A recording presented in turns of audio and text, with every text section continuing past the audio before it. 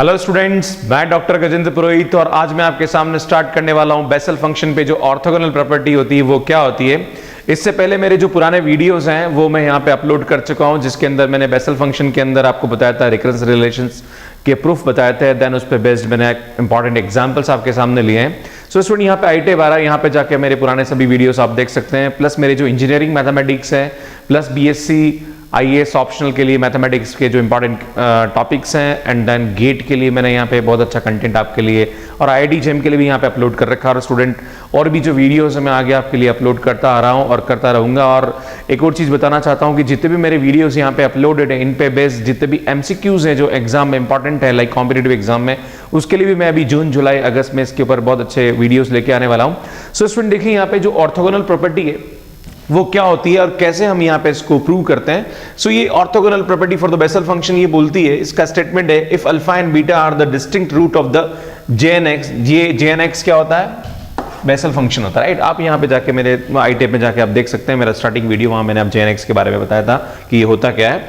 सो ये बोलता है कि 0 to 1 x J n alpha x J n beta x dx is equal to, इसकी जो वैल्यू होती है if alpha and beta is not equal then it is equal to 0। और अगर ये अल्फा और बीटा ये रूट है, अगर ये रूट बराबर है तो उस वाले केस में इसकी जो वैल्यू होगी वो इसके बराबर होगी या फिर इसके बराबर होगी, है ना।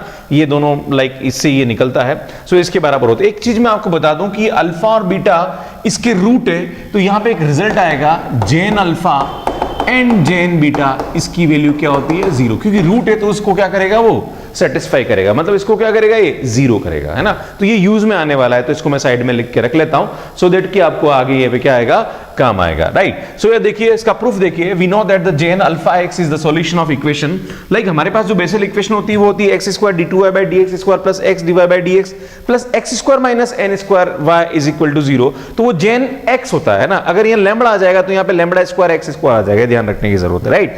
अब if u is equal to J n alpha x and v is equal to J n beta x is solution of this equation, तो उस वाले केस में यहाँ पे क्या होगा, जहां पे y है वहां पे क्या आ जाएगा, u आ जाएगा। तो ये आएगा x square d2u upon dx square plus x du by dx plus यहां पे अल्फा आ जाएगा तो alpha square x square minus n square u is equal to 0, equation number 1। फिर मैंने आपको बोला कि v is equal to J n beta x is also solution of this equation, तो ये इसको क्या करेगा, सेटिस्फाई करेगा, है ना। तो हमारे पास जो दूसरी इक्वेशन आएगी वो क्या आएगी, d2v bye dx square plus, अरे भाई यहाँ पे u की जगह हम क्या रख देंगे, v रख देंगे, क्लियर। सो ये आएगा यहाँ पे प्लस ये अल्फा की जगह यहाँ पे क्या आ जाएगा, बीटा आ जाएगा, x square minus n square v is equal to 0, equation number 2। अब आपको क्या करना है, यहाँ पे थोड़ा सा प्रॉब्लम है तो मैं यहाँ थोड़ा सा आपको बता देता हूँ, है ना। आप क्या करेंगे, जो इक्वेशन नंबर 1 है इसको v बाय x से मल्टीप्लाई करेंगे और जो इक्वेशन नंबर 2 है उसको u बाय y से मल्टीप्लाई करके क्या करेंगे, माइनस करेंगे ना। ये थोड़ा सा प्रूफ है, जो प्रूफ का आपको थोड़ा ध्यान रखना पड़ेगा कि आपको यहाँ पे करना क्या है। सो मैं इसको v बाय x से मल्टीप्लाई करूंगा और जो सेकंड इक्वेशन है इसको क्या करूंगा मैं यहाँ पे सॉरी v बाय x और u बाय x दोनों x करना है। यहाँ पे y तो है ही नहीं, है ना, y वेरिएबल ही नहीं है ना। सो हम क्या करेंगे, देखिए जो फर्स्ट इक्वेशन है इसको मैं v बाय x से मल्टीप्लाई करता हूँ तो स्टूडेंट ये आएगा v by x into x square d2u by dx square plus x du by dx plus alpha square x square minus n square u, है ना, और माइनस फिर हम क्या कर रहे हैं, अब हम बात कर रहे हैं यहाँ पे किससे मल्टीप्लाई कर रहे हैं, u बाय x है तो ये आएगा x square d2v bye d है, ये सेकंड इक्वेशन है। सेकंड इक्वेशन को हम किससे मल्टीप्लाई कर रहे हैं और दोनों को माइनस कर रहे हैं ना, plus x dv by dx plus यहाँ पे आएगा beta square x square minus n square v is equal to 0। बोलो सही है, हमने क्या करा, फर्स्ट को v बाय x से मल्टीप्लाई किया, सेकंड को u बाय x से मल्टीप्लाई करके माइनस कर दिया, राइट। अब ये अंदर की तरफ जाएगा तो स्टूडेंट जैसे अंदर की तरफ जाएगा तो ये x क्या होगा, कैंसिल होगा, तो यहाँ पे x बचेगा, सिर्फ क्या बचेगा, सिर्फ x बचेगा। तो ये जो टर्म है ये इससे मल्टीप्लाई होगी तो ये आएगी v d2u by dx square minus एक ये टर्म भी आएगी, देखो यहाँ भी x तो x कॉमन आ रहा, तो मैं दोनों को मर्ज करके लिख रहा हूं, यहाँ पे ध्यान दीजिएगा, है ना, मैंने इसको मर्ज करके लिखा है, क्लियर। नाउ अब देखिए ये x अंदर ये टर्म इससे मल्टीप्लाई होगी तो x क्या होगा स्टूडेंट, कैंसिल होगा। तो यहाँ पे जो हमारे पास टर्म आएगी वो कितनी आएगी, v du बाय dx, और यहाँ पे भी ये x कैंसिल होगा तो यहाँ पे कितना बचेगा स्टूडेंट, माइनस का u dv बाय dx, इसको भी मैं ब्रैकेट में लिख लेता हूँ। प्लस, अब देखिए स्टूडेंट ये जैसे यहां मल्टीप्लाई होगा तो यहां पे देखो uv बाय x बनेगा, क्या बनेगा uv बाय x, तो अंदर जो टर्म बचेगी वो क्या बनेगी alpha square x square minus n square, और स्टूडेंट ये भी इससे मल्टीप्लाई होगा तो यहां भी uv बाय x बनेगा, पर ये माइनस साइन है तो इसके आगे क्या लग जाएगा माइनस लग जाएगा, बीटा स्क्वायर एक्स स्क्वायर और माइनस माइनस क्या हो जाएगा प्लस इज इक्वल टू 0। ये थोड़ा समझने की जरूरत है स्टूडेंट, मैंने दोनों को मिक्स करके लिखा है, फर्स्ट टर्म को फर्स्ट टर्म के साथ लिखा है, देन इसकी सेकंड टर्म को सेकंड टर्म के साथ लिखा है, और थर्ड टर्म को थर्ड टर्म के साथ लिखा है कॉमन लेके, तो आपको थोड़ा सा समझना पड़ेगा, राइट।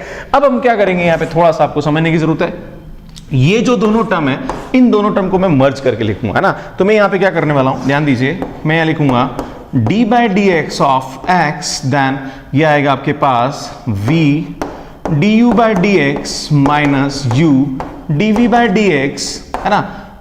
इसको मैं इन दोनों टर्म को मैं मर्ज करके ऐसा लिख सकता हूं, है ना। अब आप बोलोगे सर आपको तो इतने साल से पढ़ा रहे, आपको पता है कि सर कौन सा क्या लिखना, हमें कैसे पता पड़ेगा ऐसा लिखना है। तो मैं आपको बताना चाहता हूं कि इसको एक फंक्शन मानिए, इसको दूसरा फंक्शन मानिए, फिर हम क्या करेंगे, इसको छोड़ेंगे, इसका डिफरेंशिएशन करेंगे तो ये टर्म आएगी, है ना, कुछ और टर्म आएगी तो वो कैंसिल हो जाएगी, है ना। फिर प्लस इसका डिफरेंशिएशन करेंगे और इसको छोड़ेंगे तो ये टर्म आएगी ना। तो इन दोनों को ऐसा हम लिख सकते हैं, क्लियर। नाउ प्लस, अब यहां पे क्या होगा, ये एन स्क्वायर से ये एन स्क्वायर क्या हुआ कैंसिल हुआ, और स्टूडेंट यहां पे एक्स स्क्वायर कॉमन आएगा तो ये एक एक्स भी कैंसिल कर देता हूं, तो ये आएगा alpha square minus beta square, और यहां आ जाएगा uv x is equal to 0, right. अब हम क्या करते हैं स्टूडेंट, मैं उसको उस साइड में ले लेता हूं, तो मैं इस टर्म को उधर लेके जाता हूं, तो यहां पे आएगा alpha square minus beta square into uv x is equal to minus का d by d x of क्या आएगा यहाँ पे x v du by d x minus u dv by d x bracket बंद, है ना। इस तरह से हम इसको लिख सकते हैं। देन हम क्या करेंगे, मैं सबसे पहले alpha square minus beta square को डिवाइड करता हूं, और मैं इसको इंटीग्रेट, क्योंकि हमें यहाँ पे इंटीग्रेशन चाहिए 0 to 1, है ना, तो मैं लिखूंगा यहाँ पे integrate between, integrate with respect to x between 0 to 1, है ना। तो मैं लिमिट 0 to 1 लूंगा और दोनों साइड में इसका क्या करूंगा इंटीग्रेशन करूंगा। तो स्टूडेंट मेरे पास यहाँ पे थोड़ा सा नहीं है, तो मैं एक बार इसको हटा देता हूँ, है ना, और यहाँ पे मैं इसको लिख देता हूँ। सो देखिए हम क्या करेंगे, सो ये जो टर्म आएगी आपके पास ये क्या आएगी, देखिए यहाँ पे जैसे हम इसको इंटीग्रेट करेंगे तो हमारे पास जो टर्म आएगी वो क्या आएगी student, alpha square minus beta square, ये हो जाएगा 0 से 1, और ये आएगा uv x, और हम x के रेस्पेक्ट इंटीग्रेशन कर रहे हैं, और स्टूडेंट यहाँ पे भी ऐसा ही आएगा, now 0 to 1 d by d x of कितना आएगा, देखिए यहाँ पे x v du by d x minus u dv by d x, है ना। हम इसको स्मॉल ब्रैकेट में लिख देते हैं, एंड देन यहाँ पे ये dx हो जाएगा, देन इसका जो इंटीग्रेशन होगा वो 0 to 1 के बीच में होगा, क्लियर है। नाउ अब क्या करते हैं स्टूडेंट, ये इंटीग्रेशन से ये क्या हो जाएगा, डिफरेंशिएशन कैंसिल हो जाएगा, और यहाँ पे मैं इसको इस तरह से लिखता हूँ 0 से 1 uv, मैं u और v की वैल्यू रख देता हूँ। तो स्टूडेंट मैंने आपको बता दिया, जब मैंने स्टार्ट में बताया था कि u इज इक्वल टू क्या होता है jn अल्फा x होता है, और v हमारे पास क्या होता है, लाइक v हमारे पास क्या होता है jn बीटा x होता है। तो जहां पर भी u है वहां पे jn अल्फा x रख देता हूं। तो स्टूडेंट ये आएगा, मैं x को पहले लिख देता हूं, सो x jn alpha x into jn beta x बटा इसकी जगह jn अल्फा x रखा, इसकी जगह jn बीटा x रखा dx, और इस alpha square minus beta square को डिवाइड किया, और यहाँ पे देखो इंटीग्रेशन से कैंसिल हो जाएगा। तो मैं एक काम करता हूँ, माइनस तो बाहर देता हूँ, नीचे आएगा alpha square minus beta square, और स्टूडेंट इंटीग्रेशन से डिफरेंशिएशन कैंसिल हो गया।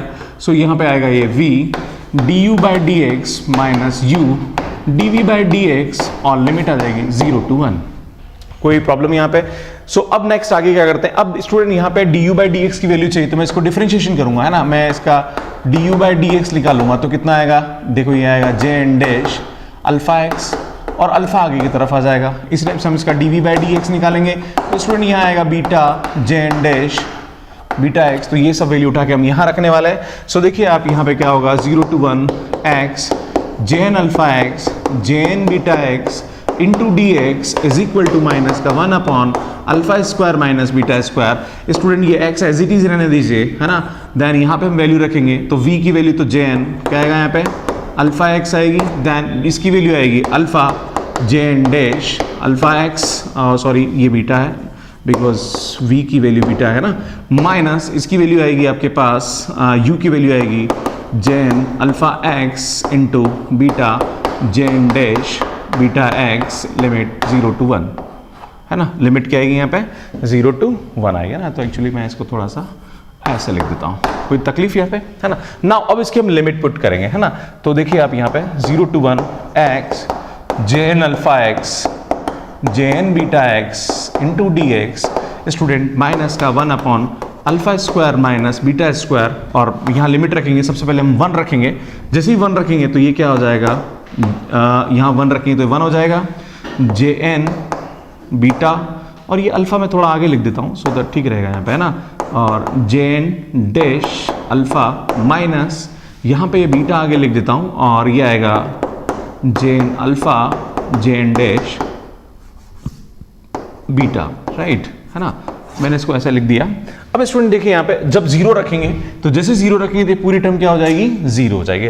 अब हमारे पास जो प्रूफ था ऑर्थोगोनल प्रॉपर्टी का, एक तो alpha is not equal to beta और एक alpha is equal to beta, और मैंने आपको स्टार्टिंग बताया था कि जो अल्फा और बीटा है वो क्या था, अल्फा गिवन था, क्या गिवन था, alpha and beta are roots of J n x है ना, बताया था मैंने। और मैंने आपको बोला था दैट इज अगर ऐसा है तो जेन अल्फा एंड जेन बीटा दोनों की वैल्यू क्या होगी 0 होगी, ठीक है, क्या होगी 0 होगी। ये ध्यान देने की जरूरत है। अब यहां पे फर्स्ट केस को हम डिस्कस करते हैं स्टूडेंट। सो फर्स्ट केस हमारे पास क्या होगा, सो फर्स्ट केस देखिए आप लोग यहां पे case first. So case first में क्या बोल रहा है, if alpha is not equal to beta.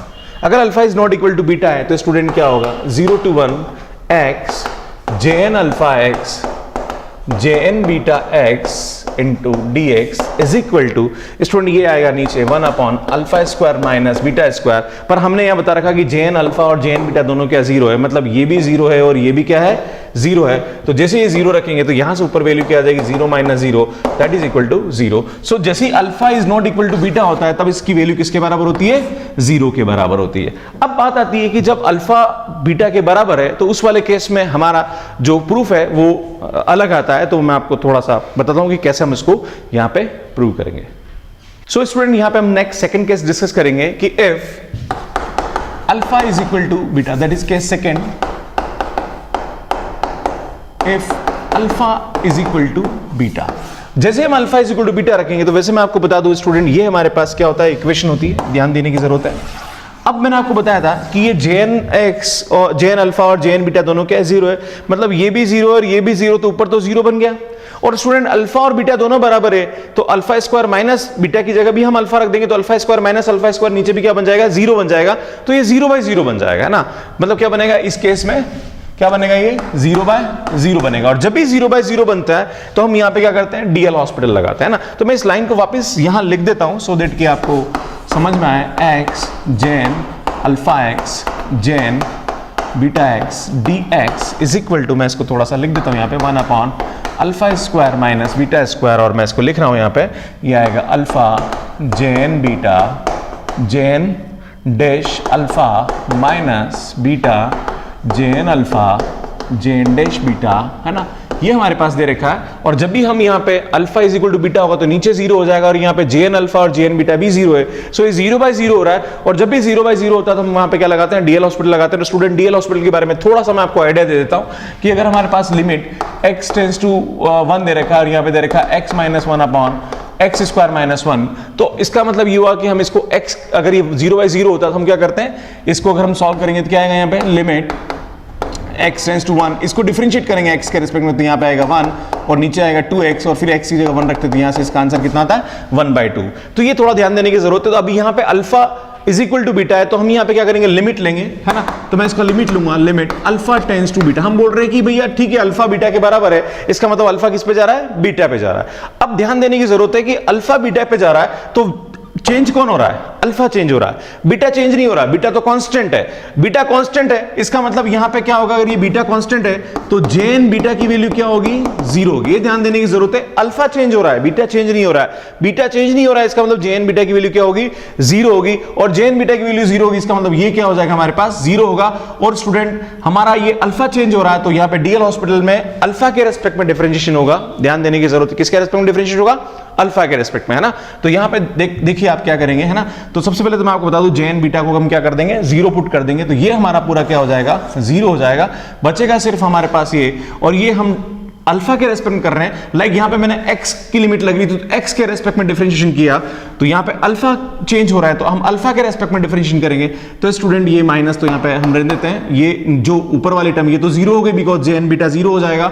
और यहां पे हम इसका डिफरेंशिएशन करेंगे, तो ये कितना आएगा? सबसे पहले मैं आपको ऊपर वाले को करके दिखा देता हूं। तो ये तो 0 हो गया, देन बीटा, और ये हो जाएगा जेन डैश अल्फा, क्योंकि अल्फा के रेस्पेक्ट में हो रहा है। बीटा जेन बीटा 0 है, जेन डैश बीटा 0 नहीं है, प्लीज ध्यान रहे आप, है ना। और हम इसका डिफरेंशिएशन करेंगे, तो माइनस बाहर ही है, और ये अल्फा का कितना हो जाएगा स्टूडेंट? 2 अल्फा हो जाएगा, है ना। तो ये थोड़ा सा ध्यान दें आप। नाउ माइनस माइनस क्या हो जाएगा? प्लस, और जहां पर भी अल्फा है वहां क्या रख दीजिए आप? बीटा रख दीजिए, है ना। तो जहां पर भी अल्फा है वहां बीटा रख देता हूं, तो कितना आएगा student? Beta J n dash beta, J n dash beta, है ना, डिवाइडेड बाय नीचे कितना हो जाएगा? 2 बीटा, बीटा से बीटा कैंसिल और दोनों मल्टीप्लाई होंगे, तो जेन डैश बीटा का होल स्क्वायर अपॉन 2, ये इसका आंसर आएगा। स्टूडेंट अल्फा और बीटा दोनों बराबर है, तो मैं इसको ऐसा भी लिख सकता हूं, क्या लिख सकता हूं? जेन डैश अल्फा का होल स्क्वायर अपॉन 2। और स्टूडेंट एक रिलेशन होता है जिससे हम जानते हैं कि J n dash x is equal to कितना होता है? jn plus 1। एक्चुअली ये रिलेशन को मैं यहाँ पे बताना चाहता हूँ कि कैसे आता है, पर आपको थोड़ा सा यहाँ समझना पड़ेगा। तो एक यहाँ पे प्रूफ आता है, इसका छोटा सा प्रूफ है कि ये इसकी वैल्यू किसके बराबर होती है। तो हम एक रिकरेंस रिलेशन जानते हैं, जो मैंने आपको बताया था, और वो रिकरेंस रिलेशन होता है jn dash x is equal to n by x jn x minus jn plus 1 x, है ना। हम क्या करेंगे, यहाँ पे जहाँ पर x है वहाँ अल्फा रखेंगे, तो jn dash alpha is equal to n by x jn alpha minus jn plus 1 alpha, है ना। तो ये वैल्यू आएगी यहाँ पे इसकी। अब हम यहाँ पे क्या करेंगे, इसकी वैल्यू रखेंगे, तो हम जानते हैं jn अल्फा किसके बराबर होता है? 0 के बराबर होता है। तो ये हमारे पास क्या हो जाएगा? 0 हो जाएगा। तो यहाँ पे आएगा jn dash alpha is equal to minus का jn प्लस 1 x आएगा। तो स्टूडेंट यहाँ पे जो jn डैश अल्फा है, इसकी जो हम ये लिख सकते हैं, क्या लिख सकते हैं? माइनस का ये, और ये माइनस है तो स्क्वायर होके क्या हो जाएगा? प्लस हो जाएगा। तो इसकी वैल्यू आएगी jn प्लस 1 अल्फा का होल स्क्वायर अपॉन 2। तो इस तरह से हम इसको क्या करते हैं? प्रूव करते हैं। तो स्टूडेंट मुझे यहाँ लगता है कि जो ऑर्थोगोनल प्रॉपर्टी है वो आपको समझ में आएगी। सो ऑर्थोगोनल प्रॉपर्टी के अंदर होता क्या है, alpha is not equal to beta है, तो उस वाले केस में इसकी जो वैल्यू होती है, लाइक इसकी जो वैल्यू होती है वो कितनी होती है? 0 होती है।